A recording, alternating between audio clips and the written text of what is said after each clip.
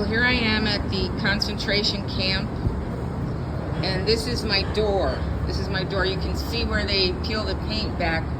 And I put this up, and the guy put a nail in it to try to keep them from breaking in the door. Because you see, I have the door all packed with tape and stuff, because before, when the lock would go here, it wouldn't hold the bolt.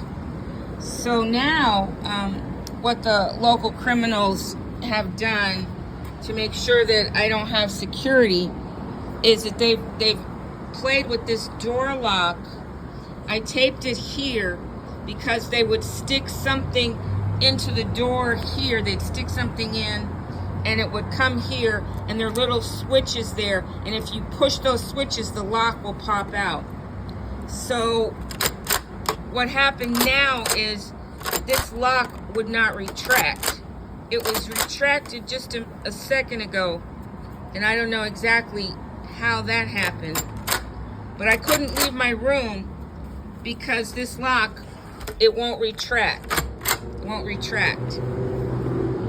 So this is the door to my room. I can't lock it.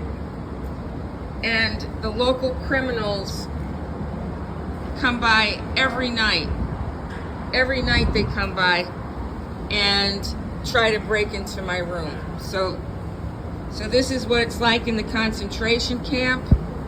I'm locked in, but I can't leave.